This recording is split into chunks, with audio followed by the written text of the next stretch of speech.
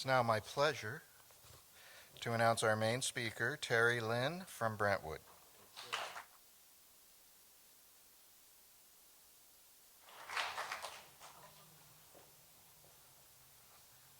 Hi, my name is Terri Lynn, and I'm an alcoholic. And I'm old and cannot see that clock, so I brought my phone. Wow. You know what? I think this might be the first time I've done this in person since the pandemic. So, yeah, let's see how this goes. I am an alcoholic. When I got here, I did not know that. I knew the man I was married to was an alcoholic.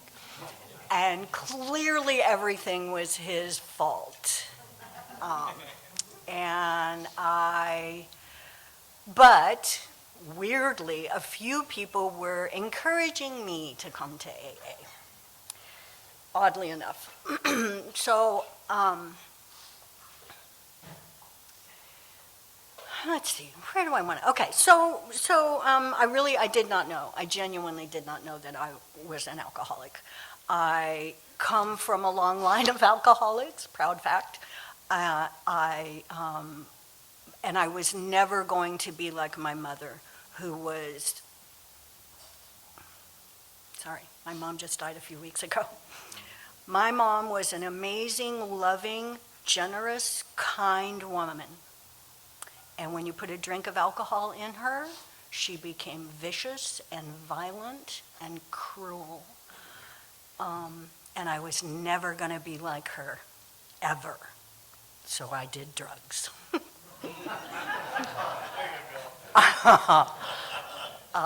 And that kind of worked for a while, but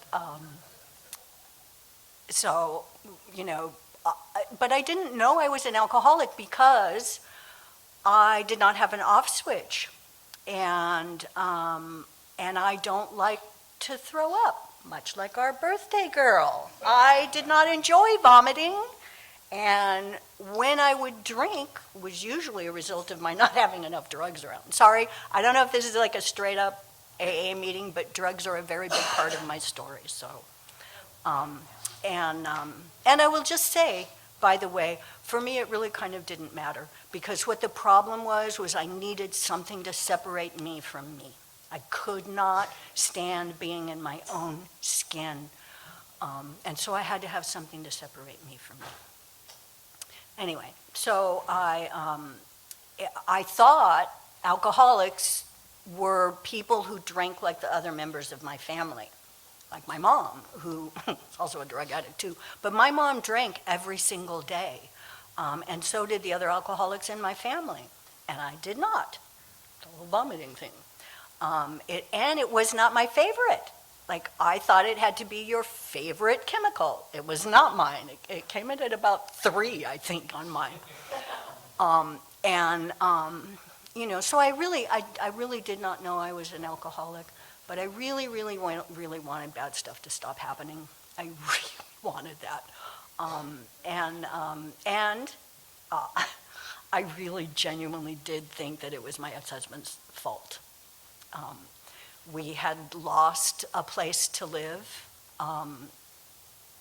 again, actually, so I will tell you this. So these are two people who did not know we were alcoholic.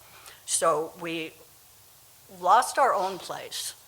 We lived with his parents and our 2 children for 9 months until they got tired of us and suggested we might want to go live with my parents. And we lived there then for another 3 or 4 months, however it was, until I finally got sober. Anyway, so, and I really did think that that was all his fault, because that was also who I was when I got here. Nothing was my fault. Everything was someone else's fault. I was a perpetual victim. And usually the person whose fault it was whatever hem was on my arm, you know. So I wanted bad things to stop happening, and even though I really did believe it was his fault, people were saying, why don't you do this? Why don't you go to AA and see what happens? So I did. I came. I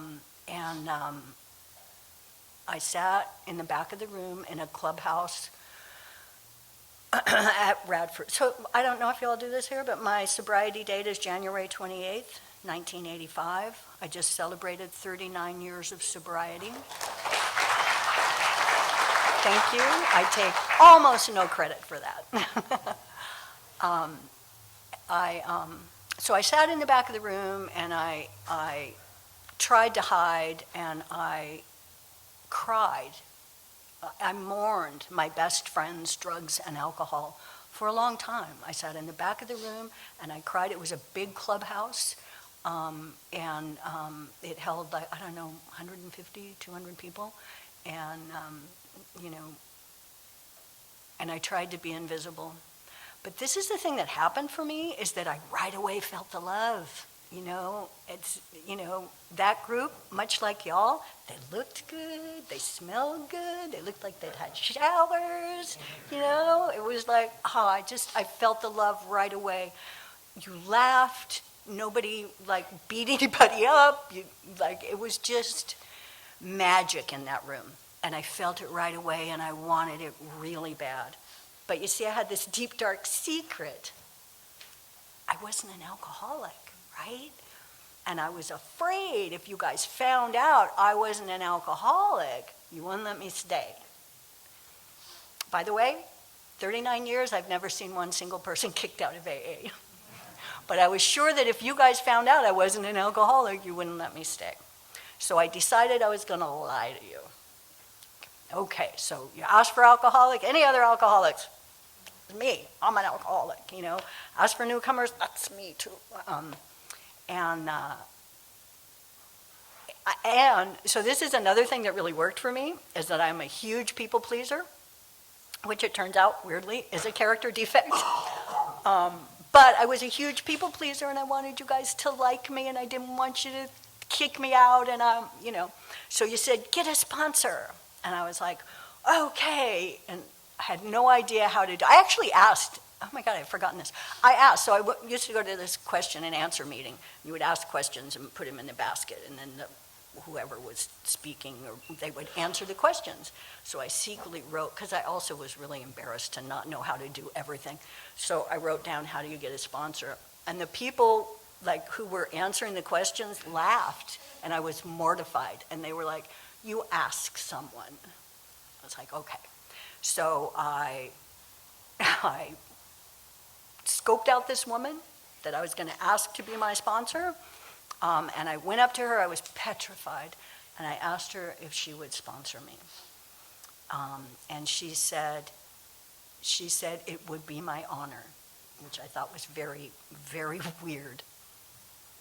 And then she asked me that question that I decided I was going to lie about. And she said, can you admit that you're an alcoholic? And I didn't lie. I don't know why I didn't, but I didn't lie. And I said, I don't know. And she said, okay, fair enough. She said, can you admit you're a drug addict? And I was like, well, yeah, that was very clear. I was like, yes, I can. And she said, can you admit that alcohol is a drug? Oh, she had me on a technicality. And I was like, yes, I can. And she said, great, your seat is bought and paid for, sit down. And that was such a huge relief, because I really genuinely wanted to be here, and I really, really was afraid that you wouldn't let me stay. So I got here and I sat in the back of the room still, and I tried to hide. So in that clubhouse, there was this woman whose name was Alabama Carruthers. You know, okay. She petrified me. I have never been so scared of anybody in my life. She was this Southern woman that sat in her office, was in the back. Oh, I didn't know that. This was 1985. We did not have cell phones.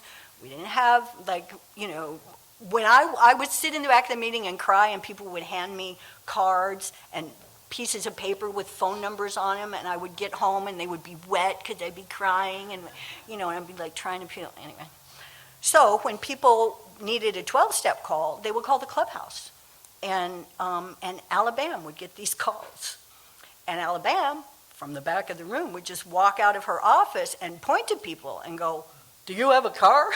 I'd be like, "Yeah, I have a car." By the way, I had a car. It was this old Ford that back then was about 100 years old. And it had this muffler that hung down and like bounced in the road. You know, it was held up with a coat hanger, and when it would come loose and bounce, it would make sparks. And it had a bumper sticker that said, "I brake for hallucinations." And I genuinely did not know why I got pulled over all the time. But I had that car. So I went and I picked up newcomers in that car. And I brought them to meetings. So I was under 30 days sober when I was being of service. My sponsor, by the way, who is still my sponsor today, I adore this woman. As far as I'm concerned, she's a saint. Anybody who can put up with me for 39 years, I feel like really deserves sainthood. But she had me being of service right away, you know. She also told me that I had to wash cups. Again, 1985, we had real life cups, 200 of them, and ashtrays. Oh my God, we still smoked in meetings, and I didn't smoke. And she told me I had to empty ashtrays. I hated it, but I did it. You know, I did it. First of all, I also was a people pleaser. I also did not know you could say no. I was like, wait, you can say no to this stuff? It turns out you actually can. But I didn't know. And you know what? The thing about, I'm really scared of people. You know, they just like scare me to death, whatever. I have a lot of anxiety, and I was really scared of people. But this is what washing the cups and emptying ashtrays and doing all of that stuff before and after the meeting, it gave me something to do with myself so that I could talk to the people. Because that is how it works, right? This is exactly how this program works. It's one drunk talking to another drunk. And when I was new, I didn't, the steps were there. They were like they were here. By the way, I did the steps the first time I did my steps. I did them in a meeting, during the meeting, reading them off the wall. I did them in my head. It didn't work very well. Did not work very well. So I looked at them and I'm like, I feel like I'm jumping around a little bit, but whatever. So I looked at them and I was like, that's the Bridget step. So I looked at them and I'm like going, I kind of bought the first 3 steps, right? I didn't have a God, but I also didn't not have one. I'm not like a recovering Catholic or whatever. I didn't have a negative view of God. I didn't particularly have one. So I feel like I was kind of ahead of the game because I didn't have to unlearn anything. So I kind of got the first 3 steps in theory, right? But that 4th step, I didn't need that, obviously. I was a nice person.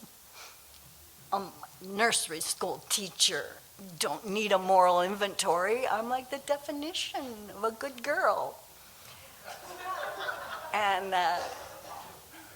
then if you don't need the 4th step, well, you don't need 5, 6, 7, 8, or 9, right? And obviously then don't need 10 either. So yeah, I was under 60 days, I think, when my sponsor encouraged me to do a 4th step. I did my 4th step like a week before my 2nd birthday. And I only did it because I was going to take a cake. And I was so self-centered that I thought that everybody at my home group would know that I had not done a 4th step. And again, I wanted you guys to like me, and I didn't want them to, and so I did a 4th step. So I'm trying to write, and again, I still have this plus I'm still a victim, right? Right up to this point, nothing is my fault. Absolutely nothing is my fault. Everything is the fault of whoever. Started with my parents, and it went right down to, by this time, that husband that I got here with was an ex-husband. So I want to write this fourth step, but I really genuinely could not think of anything to put on the list. And my sponsor was like, fine, and I'm still saying, so the only people that are coming to mind were my parents and that pesky ex-husband. And she was like, fine, you don't have, she's like, they were terrible parents, which kind of they were. But that being aside, I don't get to take their inventory. She's like, they were terrible parents. Why don't you start to write down what you did in response to what they did? That was not an attractive. I was like, okay. So I started writing. It got me started, and then pretty soon the stuff started to flow. And I learned that I learned some really, unpleasant truths about myself, and I learned that I was responsible for a lot of my own misery, right? That I really did contribute to the things that were going on in my life. Because again, when I got here, I did not want to quit drinking. I did not want to quit drinking. I did not want to quit drugging. I just wanted bad stuff to stop happening. And I could not make a connection between the things that were happening in my life and the drinking and the drugging that I was doing. I could not make that connection. I thought it was the answer. I thought that I had to. It was the only thing that got me through my life, and you know what? Up to that point, it was. I was raised by wolves. I really was. I grew up in alcoholism and violence and, and abuse of every stripe. But this is what I learned in my inventory, is that because of all of that, I developed some really bad habits that were survival skills. I have a friend who calls them not our character defects, he calls them our character defaults. So I had a lot of these behaviors that I defaulted to. And what had happened was they were no longer serving me well. They may have even saved my life. That people pleasing kind of worked well for the kid that didn't want to get beat up. But it wasn't serving me well as an adult, because it turns out people pleasing is not honest. People pleasing is being very dishonest and disingenuous. Anyway. So I learned some things. I finally did that fourth step, and I beat my cake, and I went and I took my cake, and I went through the rest of the steps. I did, so yeah. Yeah, so I got all of that down on paper. By the way, my first fourth step, or the first time I did a fourth step, was terrible. It really did have 3 people on it. And, there were a lot more people, it turns out, that needed to be on that list. But I got those down, and those got me started.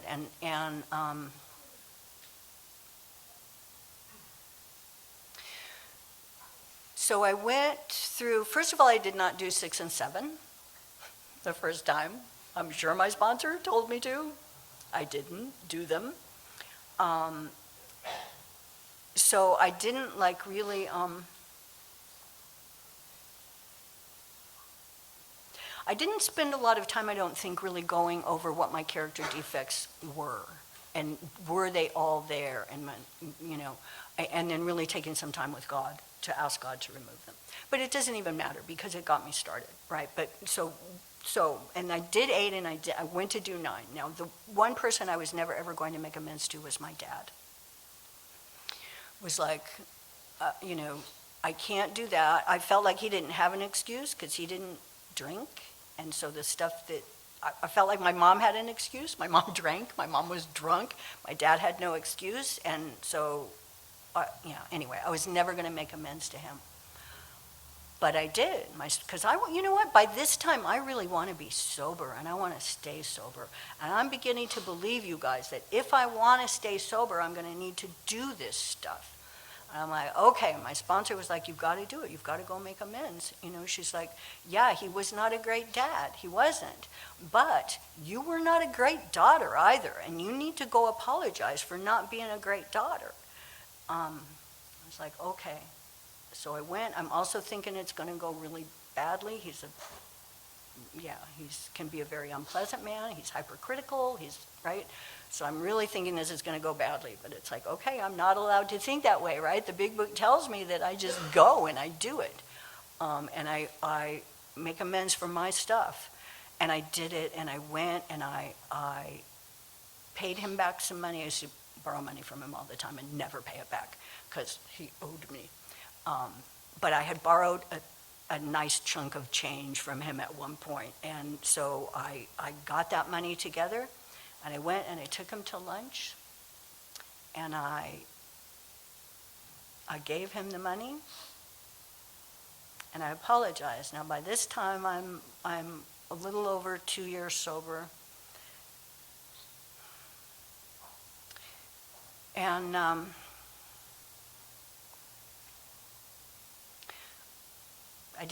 by the way, I did not know I was going to go into any of this. I'm not one of those people that has a canned pitch. I just get up here and start talking. So I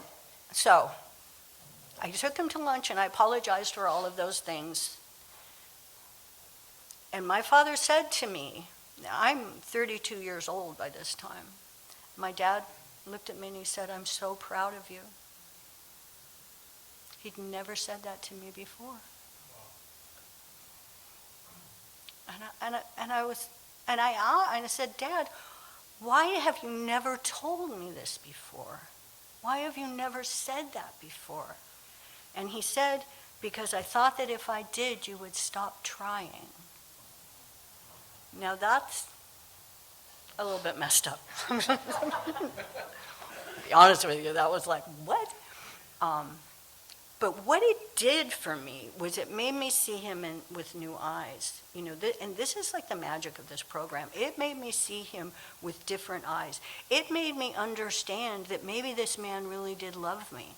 And maybe he wanted what was best for me. You know, he wanted the best thing for me. He just didn't know what that was, and he just didn't know how to give me that, right? And by the way, I don't know, 15 years later or whatever, we're in my living room and we're all talking, and because we have my husband, how do you do? We have an AA home, and so anyway, the family's all there, and we're talking AA stuff, and my dad totally swore that this never happened. Never happened. It was like, but he said it on that day, and it was a gift to me, not the gift to me that he was proud of me.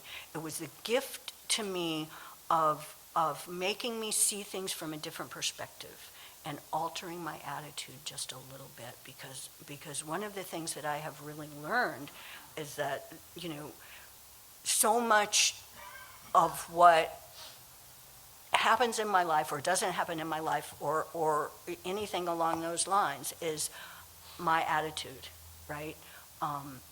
You know, if I adjust my attitude to things,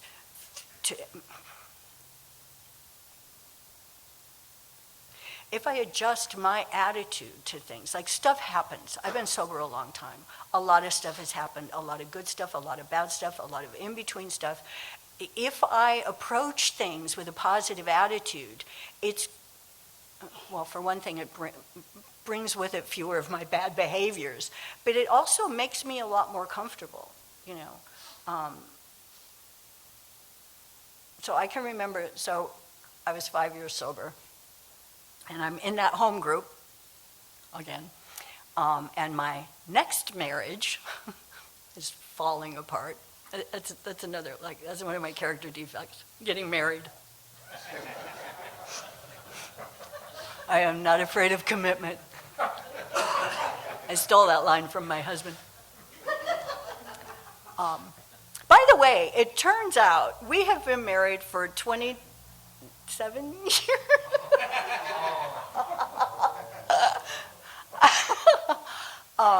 He's the one who keeps track, honest to goodness. And it turns out that it works a lot better if two people are sober and working a program. You know, we have an AA home and any given day there is, alcoholics, old and young, in our home doing steps, hanging out, popping in, anyway, so I'm in that meeting, and then that last marriage is falling apart, I'm sitting there and I'm pounding on the table. So a couple of things happen. First, I'm in that meeting and I'm pounding on the table and I'm saying, you guys promised me this and you promised me that, and I'm so upset about it. And one of my friends came up to me after the meeting and said, only an alcoholic expects a reward for saving their own life. And when I, passed this on to my sponsor was like, we didn't promise you anything. We promised you one thing. We promised you that you could stay sober. We promised you sobriety,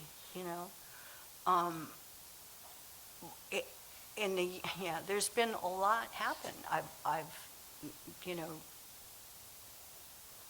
There's been a lot happen. These tools, what is in this book, I always thought it was weird when they would say, the answers to everything that you come across will be in the big book. And they're not wrong. Because I thought that was very bizarre.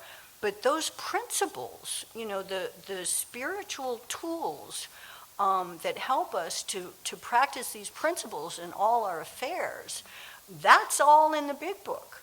That's the kit. That's the kit that gets me through everything that happens in my life, we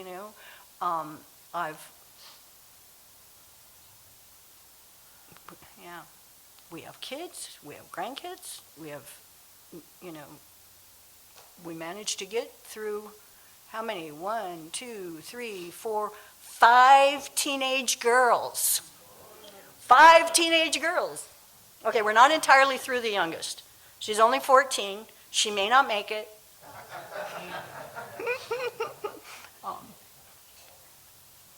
And we've gotten through all of that by practice these principles in all our affairs.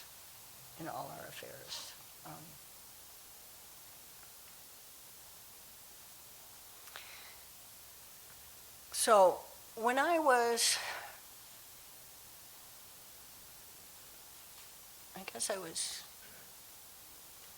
10 years sober. One of the things that happened to me was that I became ill. When I was 10 years sober, they told me I was going to die.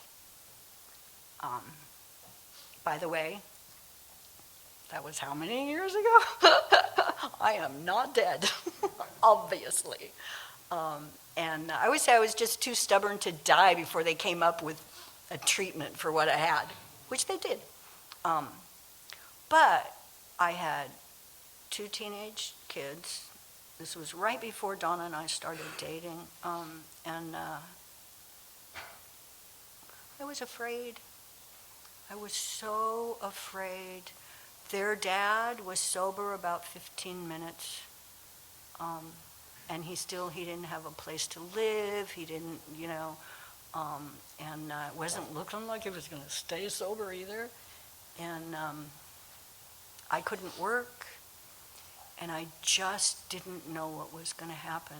And it's funny because I'm sure my sponsor told me, again, just like 6 and 7, I'm sure she told me at some point to do the fear inventory on paper. But it hadn't. And it was the first time that I did it. And I actually wrote those fears down, as it says in the book. And that fear inventory is only 3 paragraphs long, And it says specifically, we put them on paper. And then we ask God, why are we afraid? Because we're depending on our finite selves and not our infinite God. And then it says that we should do as we believe God would have us. I am paraphrasing, but that's sort of what it says. I had never done it before. If you have never done it and you're afraid, absolutely write it down. It's magic. Again, as far as I'm concerned, all of this stuff is magic. It really is. Doing the steps, doing all of this, it's the busy work. It's the busy work God has us do so that God can create magic. the fear inventory, writing it down and putting it on paper changed my life during that time. I was so afraid constantly, and I just kept writing it down. I also learned to be very, very specific.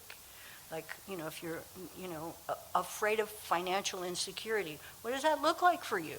Are you afraid you're going to lose a place to live, your car, your, whatever? What exactly does that look like to you? And I began to write all this stuff down, and it took so much of that fire out of that fear, The crazy thing is nowadays is that I am so much faster to do this stuff. I hated it. My sponsor would be like, I think you might want to get this down on paper and do it 10th step. And I would be like, oh, no, I can't. I'd turn into that 8-year-old who's like, I don't do that anymore because I like to feel better. And it works. It makes me feel better. So,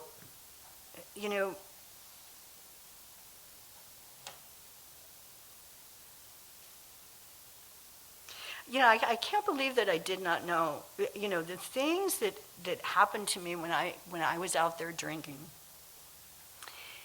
In retrospect, I would think that anybody. I lost a car one time. I lost an entire car. To this day, I don't know what happened to that car. I really don't. I mean, this was back in, I guess, the 70s. It had to have been late 70s. And I'm not even sure, maybe coming home from, I don't know, whatever it was. I was very intoxicated. I was taking barbiturates. Yeah, half of you don't know what those are, do you? Damn.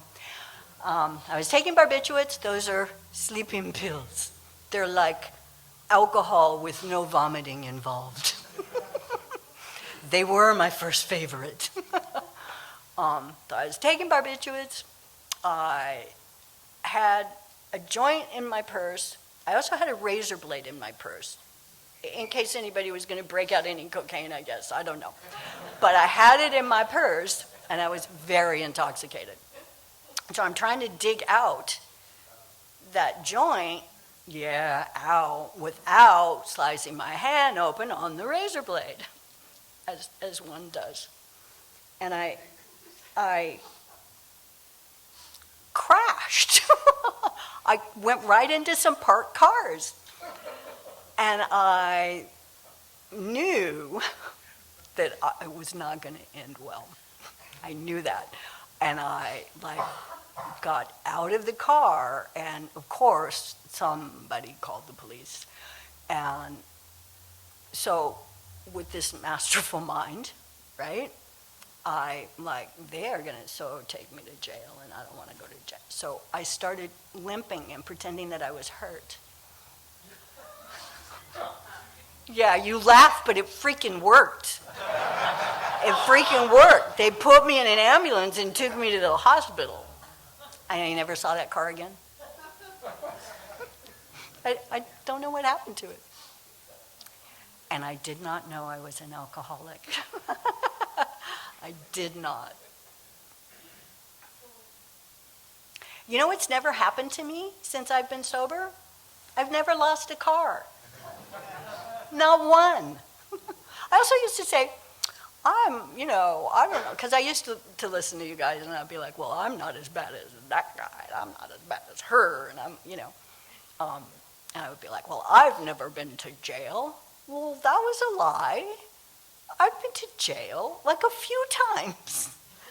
I just never got convicted of anything, which is like a weird, social drinkers don't generally go to jail a few times, right? Because back then, again, there was like some real magic about doing it back in the day. I am the generation of sex, drugs, and rock and roll. I totally am. Yeah, you're welcome. My generation, right? But back then it was our purse was our person. The cops were not allowed to look in our purses. That saved me 3 times. 3 times. One time I was on the freeway. was on the freeway, and I have it's on a roach clip because I'm fancy, and I'm taking a hit off of it. Thank you. And I look over right into the eyeballs of a cop, like right into his eyeballs, and I'm like, oh shit.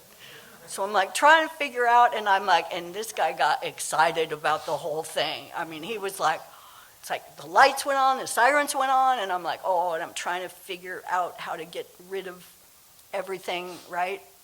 And throwing it out the window. Not the roach clip, though, because I liked it, just the roach. Anyway, so he pulled me over, and my pot was in my purse. And he went into my purse. And they didn't charge me because he was on my person, a male cop. Not supposed to do that. I didn't get, I have a God, man. My God has been looking out for me even when I didn't deserve it. Even when I didn't deserve it. Anyway, so I digressed a little bit with all that. So, these are the other. So when I got here,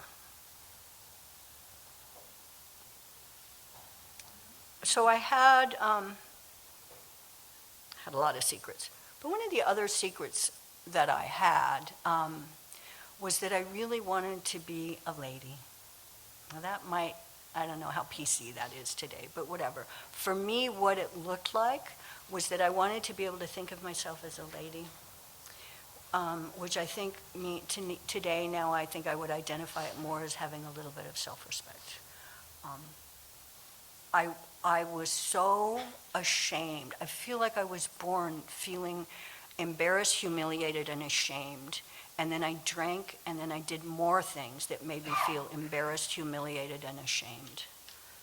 And that just kept going down and down and down until I got sober.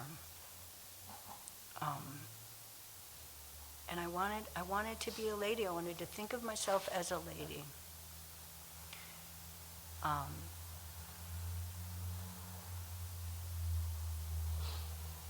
And I just didn't know how to go about that. I absolutely didn't. They told me to make a list when I got here of all of the things that I wanted out of sobriety. And I did. I made a list. It was a fairly long list. It all was out there. It was the house, the car, the schools for my kids, the husband. I was married, but I wanted to upgrade. Which I did. There he is.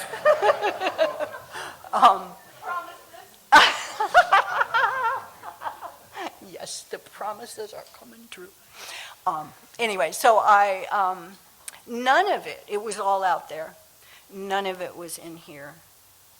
The things that were absolutely not on that list were self-respect, integrity, dignity, grace.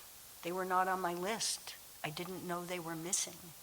I didn't know that they were the things that were going to make the difference. I also then, I would have had no idea how to go about getting them. It turns out that this is how you go about getting them. And to learn to practice these principles in all our affairs. And that, for me, that is the very hardest thing on this list. Absolutely hardest thing on this list. To practice these principles in all my affairs. And I began to find these things out. I began to figure out how to get these things by finding women in these rooms that I respected and that I looked up to, and to begin to imitate their behavior.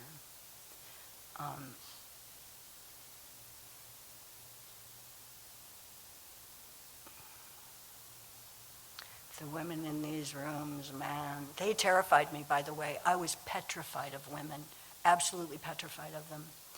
And,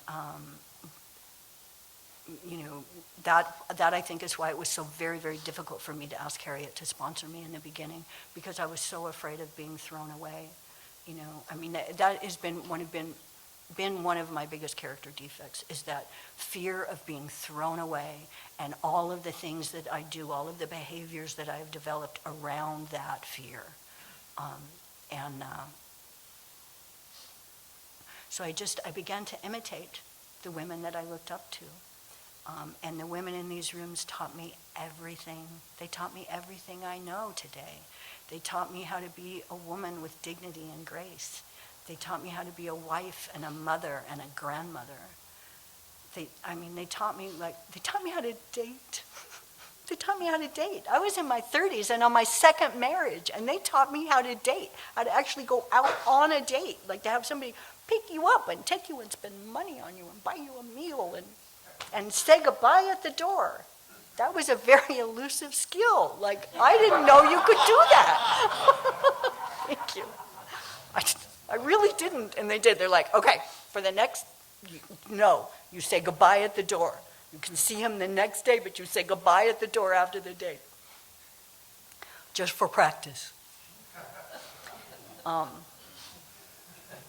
little by little, in inches and minutes, I became someone that I am proud of today. I became a woman who walks with some dignity and some grace. I have got integrity today. I don't lie or steal or cheat. I don't sleep with other people's husbands. I don't wake up in the wrong bed. I don't do all of the things that made me feel so embarrassed and ashamed. I, myself, and my higher power, because it really doesn't matter anymore, I've learned that people-pleasing thing, is it still there? A little bit. It's kind of still there. But for one thing, people-pleasing will get you in trouble because y'all don't agree. You don't agree with each other. So if I'm trying to please this guy over here, then he disagrees with this guy over here, then what do I do? So me and my higher power, we've decided what's right and wrong for me. And that kind of changes. It's morphed, it's changed a little bit as I have stayed sober and I have learned more about myself, but I am happy with who I am today. I am comfortable in my own skin. I am proud of myself most days today. I am not ashamed of who my kids or my grandchildren see. I didn't think I would ever get those gifts. Those are the true gifts. The house, the car, all that stuff, it's fleeting. I've learned in my 39 years around here, it's all very fleeting. The things that are not fleeting are those inside things. And those are the gifts that I am so profoundly grateful to you for gifting me with. Thank you for listening.